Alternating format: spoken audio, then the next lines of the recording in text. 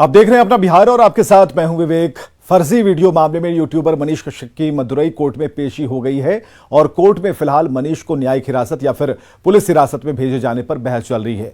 बुधवार रात Bihar police YouTuber Manish Kashyap को लेकर चेन्नई पहुंची थी। मनीष कश्यप पर तमिलनाडु में बिहार के श्रमिकों पर हिंसा को लेकर भ्रामक खबर प्रसारित करने का आरोप है और बिहार पुलिस ने मनीष पर साजिश के तहत भ्रामक, अफवाहजनक और भड़काऊ वीडियो और फोटो प्रचारित करने का भी आरोप लगा है। मनीष कश्यप पर तमिलनाडु के कृष्णागिरी और तिरुपुर में 3 जिलों में, इसके साथ 3 और जिलों में कुल 13 एफआईआर दर्ज हैं, जिसमें 6 एफआईआर में मनीष नामजद आरोपी हैं। अकेले कृष्णागिरी में मनीष कश्यप पर 3 केस दर्ज हैं। साथ ही उनके सस्तक प्राइवेट लिमिटेड कंपनी पर भी एफआईआर दर्ज है। तमिलनाडु पुलिस ने पहले मनीष को ट्रांजिट रिमांड पर लेने की कोशिश की, लेकिन एक दूसरी टीम प्रोडक्शन वारंट की मांग लेकर बेऊर जेल पहुंची। बीती रात मनीष को प्रोडक्शन वारंट पर लेकर बिहार पुलिस चेन्नई पहुंची थी और उसे मदुरई कोर्ट में पेश किया गया। ऐसा माना जा रहा है कि तमिलनाडु पुलिस कोर्ट से 14 दिनों के रिमांड की मांग करेगी। और फोन लाइन पर हमारे साथ संजय मौजूद है। संजय, इस बारे में जो अभी तक की अपडेट है, हम लगातार बता रहे हैं कि पेशी हुई, अब ये चल रहा है कि रिमांड कौन लेगा? जी बिल्कुल, देखिए रिमांड पुलिस ही लेगी और जो मनीष कश्यप की तरफ से वकील है वो चाहते कि इसको जुडिशियल कस्टडी में भेजा जाए, लेकिन पुलिस चाहती है कि पुलिस कस्टडी दी जाए। पुलिस रिमांड पर पूछताछ करना चाहती है, तो कि 3 जिलों में मामले दर्ज हैं। कृष्णागिरी में ही 3 केस दर्ज हैं, उसके अलावा जो दूसरे 2 जिले हैं वहाँ 3 केस दर्ज हैं और सस्तक प्राइवेट लिमिटेड पर भी केस दर्ज है। तो जो प्रोडक्शन वारंट लेकर चेन्नई से पुलिस टीम पहुंची थी चेन्नई की, तो उसने पहले दिया था पटना में भी यहाँ पर कि ट्रांजिट रिमांड पर दिया जाए, लेकिन इस बीच चूंकि इकोनॉमिक ऑफेंस यूनिट को दे दिया गया था ट्रांजिट रिमांड, तो इस कारण चेन्नई पुलिस को ट्रांजिट रिमांड पर नहीं भेजा जा सका, मनीष कश्यप को नहीं सुपुर्द किया जा सका।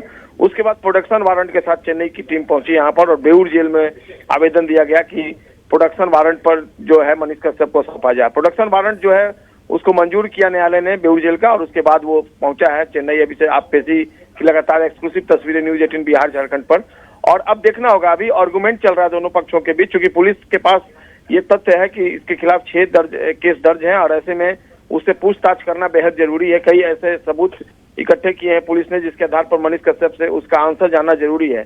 तो देखना होगा न्यायालय का क्या फैसला होता है दोनों पक्षों के आर्गुमेंट के। बिल्कुल, जहां तक सबूतों की बात है, तो यहाँ पर पटना में जब पूछताछ चल रही थी तो ये कहा जा रहा था कि मनीष कश्यप का जो मोबाइल है उससे तलाशा जा रहा है। उसके बारे में कोई सूचना मिल पाई है संजय? देखिए, आज भी इकोनॉमिक ऑफेंस के यूनिट जो है उनके जो सोर्स है उनसे मेरी बात हुई है, लेकिन मैं आपको बता दूं कि भले ही मोबाइल जो वो न मिल पाया हो, डिवाइस न मिल पाया हो, लेकिन इकोनॉमिक यूनिट के जो सूत्र हैं वो बता रहे हैं कि कई अहम जो साक्ष्य हैं वो इकोनॉमिक ऑफेंस यूनिट को मिले हैं, जिसका जवाब मनीष कश्यप के पास नहीं है। और जो मोबाइल का सर्विलांस के आधार पर जो मोबाइल का लोकेशन मिला है वो मनीष कश्यप के लिए परेशानी खड़ी कर सकता है। इसका पता आने वाले दिनों में चल जाएगा किस तरह की परेशानी उनके लिए खड़ी हो सकती है, क्योंकि सर्विलांस और लोकेशन के आधार पर इकोनॉमिक ऑफेंस यूनिट ने साक्ष्य इकट्ठे किए हैं और निश्चित तौर पर जब चार्जशीट फाइल की जाएगी तो इन सारी चीजों के बारे में इकोनॉमिक ऑफेंस यूनिट की तरफ से जानकारी दी जाएगी। सूत्रों ने इस बात की जानकारी न्यूज 18 को दी है। हाँ तो बिल्कुल, नेताओं पर गुस्सा काफी इन्होंने निकाला। नेताओं को, बिहार के नेताओं को खूब भला बुरा इन्होंने कहा। बिना साठगांठ हुए इतने आरोप मनीष कश्यप लगा रहे हैं और झूठा बता रहे हैं बिहार के नेताओं को, और 1-2 नेता रहे, बिहार के जितने समूचे नेता हैं सबको कह रहे हैं, कटघरे में खड़ा कर रहे हैं। इसका क्या मतलब है और क्या वो फोन की जो डिटेल्स हैं उनसे कुछ कनेक्शन है इसका? देखिए विवेक, एक बात मैं कह दूं, बिल्कुल यही सवाल मैंने यहाँ पर जो जांच एजेंसी के अधिकारी हैं, जो सूत्र हैं, उनसे मैंने किए हैं, उनसे बातचीत की है। उनका ये कहना है कि मनीष कश्यप के खिलाफ किसी पॉलिटिकल पार्टीज ने एलिगेशन नहीं लगाया है, कोई आवेदन नहीं दिया है। उनके खिलाफ जो एविडेंस मिले हैं पुलिस को मिले हैं और पुलिस ने अपनी तरफ से एफआईआर लॉन्च किया। मनीष कश्यप क्या बयान देते हैं मीडिया में, और भले ही वो कह रहे हो कि आज पॉलिटिकल जो एलिगेशन है उसी आधार पर उनको टॉर्चर किया जा रहा है, पॉलिटिकल आरोप लगाया जा रहा है, लेकिन एजेंसियों को इससे कोई मतलब नहीं है, चाहे वो बिहार पुलिस हो या तमिलनाडु पुलिस हो। उसने अपने दम पर एविडेंस कलेक्ट करके उनके खिलाफ एफआईआर लॉन्च किया है। मनीष कश्यप ने किसी नेता विशेष का नाम नहीं लिया है। वो भले ही आज ये आरोप लगा रहा हो कि जो पॉलिटिकल जो दुश्मनी है उसके कारण उसके खिलाफ एफआईआर लॉन्च किया गया, लेकिन एफआईआर करने वाली कोई पॉलिटिकल पार्टीज नहीं है। बिहार पुलिस ने, इकोनॉमिक ऑफेंस यूनिट ने एफआईआर लॉन्च किया, वो जांच कर रही है। तो ऐसे में बहुत ज्यादा, और देखिए मैं आपको बता दूं कि जब मनीष कश्यप को कोर्ट में प्रोड्यूस किया गया था पहली दफा रिमांड पर लेने के लिए, तो उस समय मनीष कश्यप की आंखों में आंसू थे, आंखें लाल थी, और कल मनीष कश्यप का बॉडी लैंग्वेज जो था वो बदला सा था।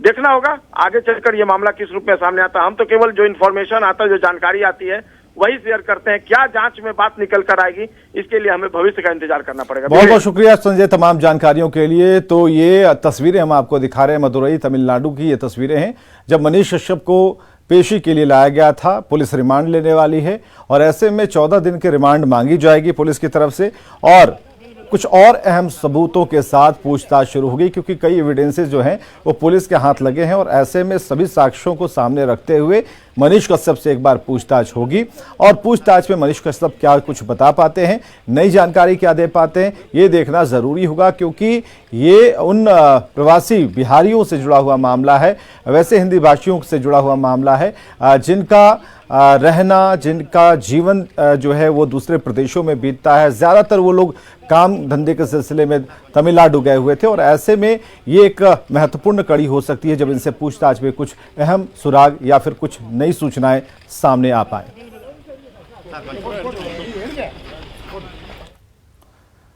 बड़ी खबर है बेगूसराय से। बेखौफ अपराधियों ने सोने चांदी की 3 दुकानों में लूट की घटना को अंजाम दिया है। घटना नीमा चांदपुरा थाना क्षेत्र के चांदपुरा बाजार की है। बताया जा रहा है कि 20 की संख्या में अपराधियों ने मकान मालिक को बंधक बना लिया और किराएदार के दुकानों में 20 लाख से अधिक की लूटपाट की है। लोगों का आरोप है कि घटना की जानकारी मिलने के बावजूद भी घंटों तक चांदपुरा थाने की पुलिस नहीं पहुंची। बाद में जब लोगों ने सड़क को जाम कर दिया तब मौके पर पुलिस पहुंची और जांच में जुट गई।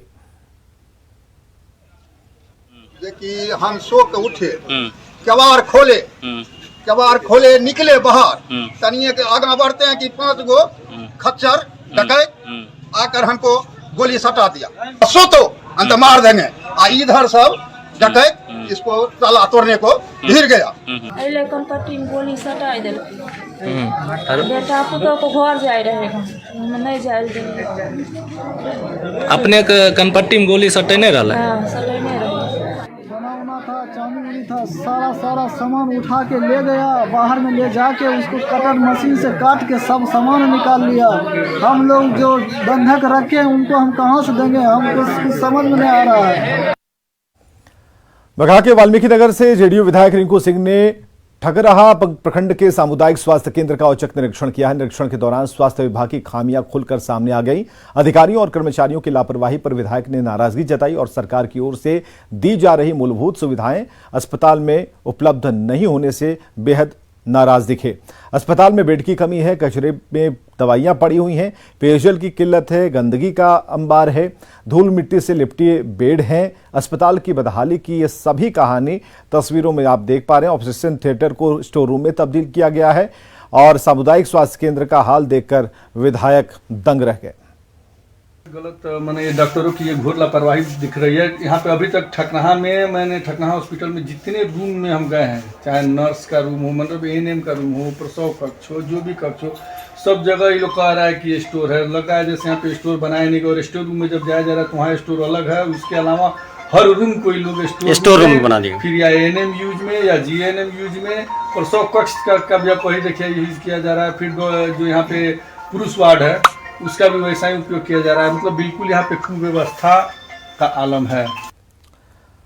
बड़ी खबर है बाढ़ से, जहां डूबते हुए एक शख्स को बचाने गए 3 दोस्तों की नदी में डूबने से मौत हो गई। जिन 3 दोस्तों की पानी में डूबने से मौत हुई है उनके नाम है श्याम कुमार, शिवम कुमार और आयुष कुमार। मामला बाढ़ अनुमंडल के मेकरा का है, जहां गंगा में नहाने के लिए गए 5 युवक नदी में डूब गए, जिनमें 3 की मौत हो गई है जबकि 2 को बचा लिया गया है।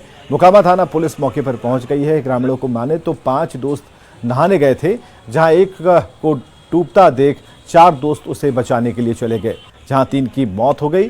वहीं पिंटू और मनीष को बचाया गया है। पिंटू निजी अस्पताल में भर्ती है, वहीं मनीष सुरक्षित बचा लिया गया है। हम लोग तो नहीं देखे, नहाने गए थे 4 बंदा 5 बंदा से, तो एक बच गए हैं, तो वो राजू डॉक्टर के पास भर्ती है। 4 गो डूबे, 5 गए, 5 में 3 की मौत हो गई। हाँ, 3 गो मौत हो गए, एक भर्ती डॉक्टर के पास है और एक बचा लिया गया है। कहाँ नहा रहे थे ये लोग? ये कचहरी घाट मेकरा में।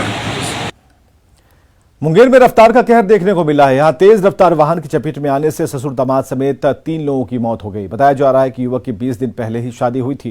वो अपने ससुर के साथ साले के लिए लड़का देखकर खगड़िया से वापस लौट रहे थे। ससुर और दामाद दोनों बाइक से जा रहे थे, जिसे तेज रफ्तार बोलेरो ने टक्कर मारी। दोनों की मौके पर मौत हो गई। बोलेरो चालक मौके से फरार हो गया। दूसरी ओर मुफस्सिल थाना क्षेत्र के कलारामपुर में एक बुजुर्ग को सड़क पार करने के दौरान तेज रफ्तार टोटो ने टक्कर मार दी है, जिसमें उसकी मौत हो गई। और उसके बाद में मार्शल जो आया सर, मेन रास्ता से धक्का मार के उनको जाना था बायां से, चला गया दहिना रोड में। अच्छा, अप रोड में चला गया। धक्का मार के हमारा साला का तो मस्तके साफे उड़ गया। भोजपुरी फिल्म अभिनेत्री आकांक्षा दुबे की मौत मामले को सीबीआई जांच की मांग तेज हो गई। आकांक्षा की मां ने इस मामले में सीबीआई जांच की मांग करते हुए यूपी के सीएम योगी आदित्यनाथ से मदद की गुहार लगाई। उन्होंने कहा कि उनकी बेटी को इसलिए मारा गया ताकि समर और संजय को आकांक्षा का बकाया पैसा न देना पड़े। आकांक्षा मूल रूप से भदोही जिले के बरदहा गांव की रहने वाली हैं। करीब 10 साल पहले ये लोग मुंबई शिफ्ट हुए थे। आकांक्षा की मौत के बाद उनकी माताजी ने कई सवाल इस पूरे मामले में खड़े किए हैं। आकांक्षा की मां मधु दुबे हमारे साथ हैं, उनसे बात करते हैं। ये बताइए कि किस तरह की मांग आपकी है इस पूरे प्रकरण में? सीबीआई जांच की मांग है। मुझे कानून पे मुझे भरोसा नहीं है, पुलिस वाले पे मुझे भरोसा नहीं है। मेरी लड़की का सीबीआई जांच करना चाहिए। बोलते उसने आत्महत्या की, मेरी लड़की हत्या कर ही नहीं सकती।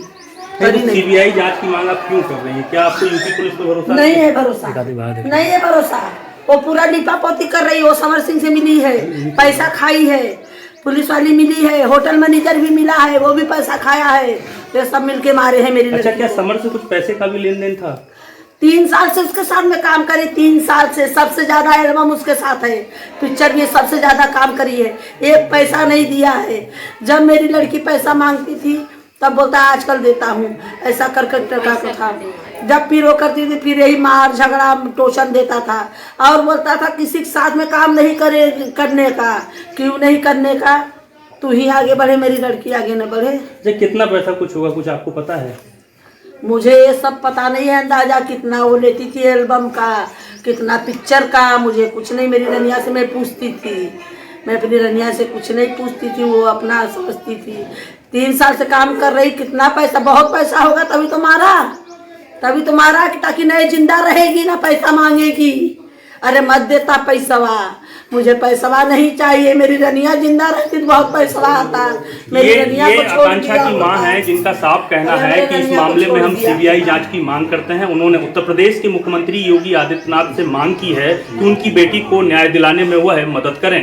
दिनेश पटेल, न्यूज़ 18, भदोही। रामनवमी की शोभा यात्रा के दौरान बड़ी घटना होते होते बच गई। बांका शहर में जब शोभा यात्रा बांका कटोरिया मुख्य मार्ग स्थित हड़यासी मोड़ से विजयनगर चौक की तरफ बढ़ रही थी, इसमें कुछ बाइक सवार युवक चल रहे थे। इसी दौरान सूरज कुमार की बाइक में अचानक आग लग गई और मौके पर अफरा तफरी मच गई। देखते ही देखते बाइक बीच सड़क पर धू धू कर जलने लगी। ये है बांका में रामनवमी के जुलूस के शुभ अवसर। कोसी शिक्षक निर्वाचन के लिए बिहार में कल 5 सीट पर एमएलसी का चुनाव होना है। इसे लेकर तैयारियां अंतिम चरण में हैं। 14 जिले के सभी 157 मतदान केंद्रों पर मतदान पेटी भेजी जा रही है। चुनाव के लिए कोसी शिक्षक निर्वाचन के लिए पूर्णिया के प्रमंडलीय आयुक्त को आरओ बनाया गया है। वहीं सभी 14 जिले के डीएम इसके एआरओ बनाए गए हैं। आपको बताएं कि इस चुनाव में कुल 7 प्रत्याशी मैदान में हैं, जिसमें जेडीयू प्रत्याशी संजीव कुमार सिंह और भाजपा प्रत्याशी रंजन कुमार के बीच कांटे की टक्कर है। जो भी हमारे मतदाता हैं, शिक्षक हैं, उनसे अनुरोध होगा कि वो अपने मताधिकार का प्रयोग जरूर जाकर के बूथ पे करें।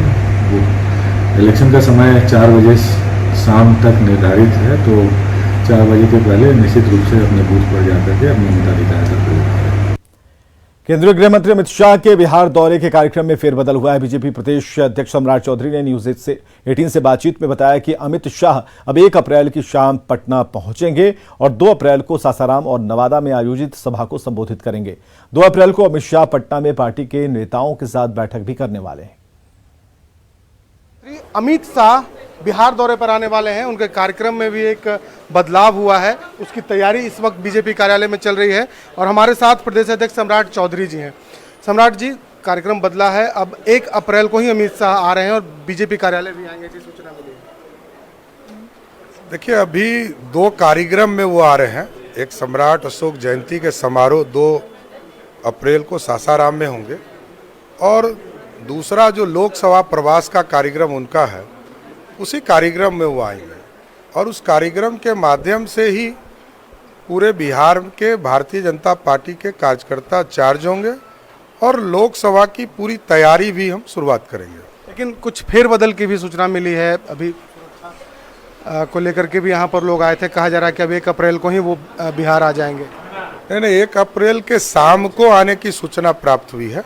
शाम में आएंगे और रात्रि विश्राम पटना में करेंगे और सवेरे यहाँ से दोनों कार्यक्रम को देखेंगे। पार्टी कार्यालय में भी कोई बैठक है उनकी पार्टी के नेताओं के साथ? अभी तय नहीं हुआ है, बैठक जैसे ही तय होगी तो आपको। सम्राट अशोक की जयंती को लेकर के बिहार में सियासत है और इसी दौरान केंद्रीय गृह मंत्री अमित शाह का बिहार दौरा भी है, जिसमें फेरबदल हुआ है। अब 1 अप्रैल को अमित शाह आ रहे हैं और सासाराम नवादा के साथ साथ भाजपा कार्यालय में भी पार्टी के नेताओं के साथ बैठक करेंगे। शैलेंद्र।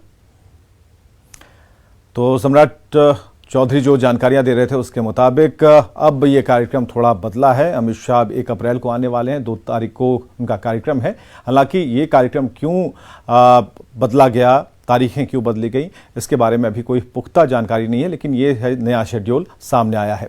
रामनवमी को लेकर राजवंशी नगर हनुमान मंदिर में बड़ी संख्या में श्रद्धालुओं की भीड़ देखने को मिली। लोग चिलचिलाती धूप की परवाह किए बगैर कतार में खड़े रहे। जिला प्रशासन की तरफ से सुरक्षा के व्यापक इंतजाम देखे गए।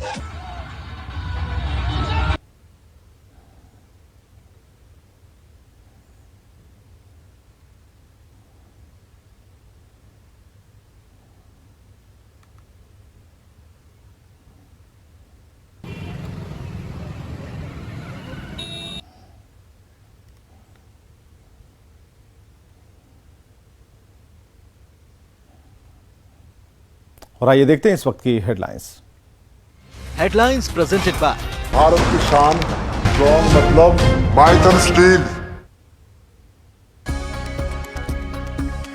फर्जी वीडियो मामले में मनीष कश्यप की मदुरई कोर्ट में पेशी। तमिलनाडु के 3 जिलों में मनीष के खिलाफ दर्ज हैं 13 FIR। 6 मामले में मनीष नामजद आरोपी।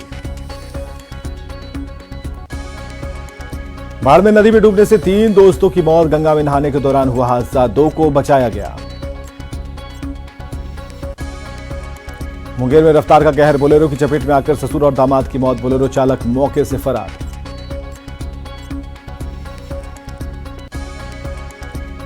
बेगूसराय में बेखौफ अपराधियों का आतंक। नीमा चांदपुरा के चांदपुरा बाजार में सोने चांदी की 3 दुकान में 20 लाख की लूट। 20 अपराधियों ने मकान मालिक को बंधक बनाकर घटना को दिया अंजाम। अभिनेत्री आकांक्षा दुबे की मां ने की CBI जांच की मांग। यूपी के CM से लगाई गुहार। कहा बेटी को बहुत टॉर्चर करता था आरोपी singer Samar Singh. Presented by Bharat की शान, स्ट्रॉन्ग मतलब माइथन स्टील।